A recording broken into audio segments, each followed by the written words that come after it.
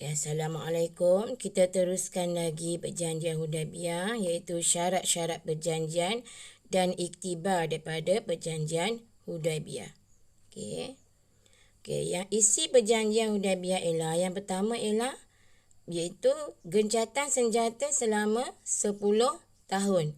Okey, daripada gencatan senjata ni kesannya ialah pertumpahan darah dapat dielakkan dan penyebaran dakwah dapat dilakukan secara terang-terangan tanpa halangan. Okey, yang kedua, orang Islam tidak dibenarkan menunaikan umrah pada tahun itu. Okey, jadi tahun itu Nabi tidak dapat menunaikan umrah dan boleh datang semula pada tahun hadapan. Okey, kesannya ialah menguatkan keazaman kaum muslimin untuk kembali ke Mekah menunaikan umrah. Okey. Yang ketiga, kedua-dua pihak bebas membuat perjanjian dengan pihak yang lain. Okey, jadi kesan daripada ini, Nabi mengambil peluang menjalinkan hubungan dengan negara dan kabilah-kabilah Arab yang lain.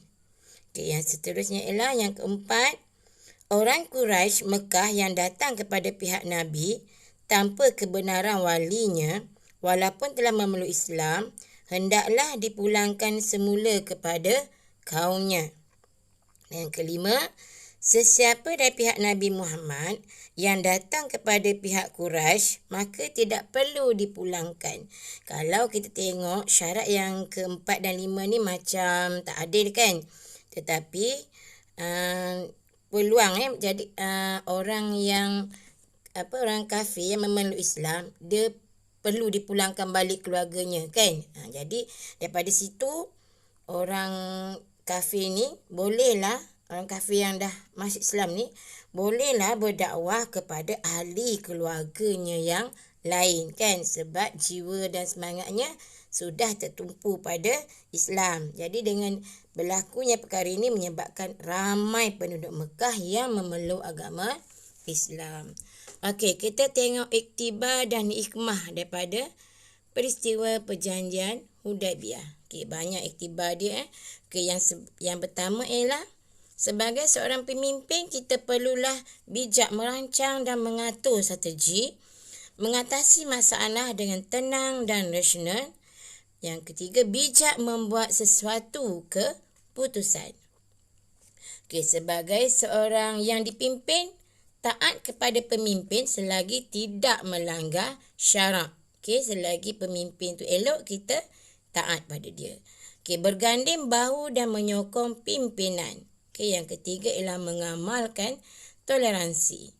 Okey, sebagai seorang Muslim, mentaati perintah Allah dan Rasul, bersungguh-sungguh melakukan sesuatu dan menepati janji. Okey, itulah iktibar dan hikmah peristiwa perjanjian Hudaibiyah. Okey, perjanjian Hudaibiyah ni mengandungi banyak hikmah. Antaranya ialah membuktikan Islam agama yang cintakan kedamaian, dakwah Islam semakin berkembang dan titik permulaan kepada pembukaan kota Madinah. Rumusannya, kebijaksanaan Nabi Muhammad telah membawa kepada termeterinya perjanjian Hudaibiyah. Perjanjian ini ternyata memberikan kebaikan kepada umat Islam dan faktor utama berlakunya pembukaan kota Mekah. Okey.